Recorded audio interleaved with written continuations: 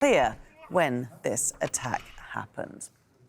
Let's speak now to Majib Zweri. He joins us here in the studio. He's a professor of Middle East politics at Qatar University. Good to have you back in the studio, Majib. So we've got these images coming out, released by both sides. They don't quite match up with the narrative of the day, in that we've got reports of troops, Israeli troops being on the edge of Gaza City, but the images are all of sort of northern Gaza, fields, less densely populated areas.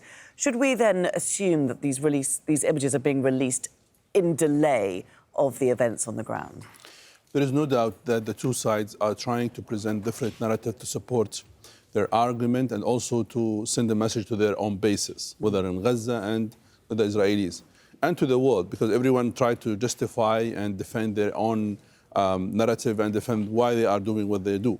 It's obvious that the media issue and the images and what is being published is important for both sides. And we have said that from day one on this set, that both sides, they try to fight on words rather than on missiles and tanks.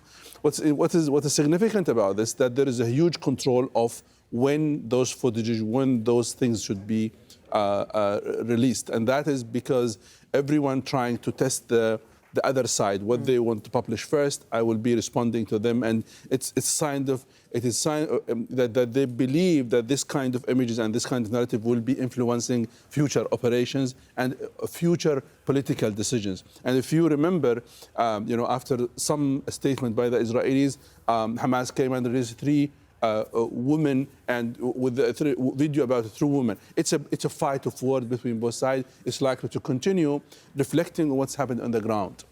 Israel says its operations are progressing as planned. There's been a lot of speculation about those plans. One is that Israel is trying to divide up the strip, cutting it in two, attacking it from the sea. We haven't seen any images of the Israeli Navy. How involved do you think it is? From from the week one, it was obvious that Israelis they started to put or at least release information about their plan to divide Gaza into 3 parts, and then they said into 2 parts. It's important to look what's behind it. To the Israelis, this is not a round. This is a huge battle. This is a huge confrontation, and they want to win it, especially the government, Netanyahu.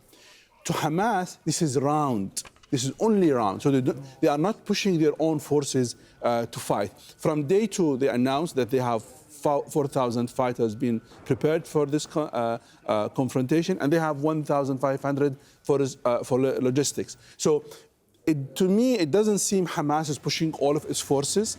They try to I would say, to be smart on how to fight. But the Israelis, they want to push more because they already have 360,000 forces collected for this. If they don't have something on the ground, the political leader, the military leader, they will be held accountable. What is the achievement? In reality, there is no achievement on the ground, but 2 things. Is the destruction in Gaza, destroying everything, and make the life in Gaza, the cost of life in Gaza is very high. And the second one is actually making the option of resistance in Gaza also the cost very high. And otherwise, there is nothing else on the ground. Israelis can come and say, I have achieved this. I have killed those military leaders. I have, destroyed these military. Nothing on hand. And that is what the Americans said in the last 2 weeks. Give us what you have achieved on the ground. Well, one of the things they have achieved is cutting off the fuel supply. There is now no fuel in the hospitals. Hospitals are starting to shut down. How long can Israel keep that particular blockade going? Maybe people, they don't understand why the fuel. The fuel, Israel believes that the fuel is used by Hamas to sending the missiles, the rockets. So as long as they can control it, it's better.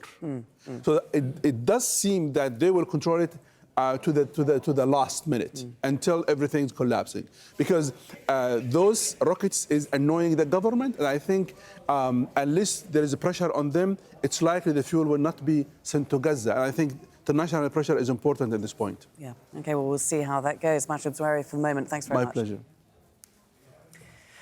Well, there's plenty more still ahead here on this NewsHour, including C-section deliveries in the dark and without anaesthesia.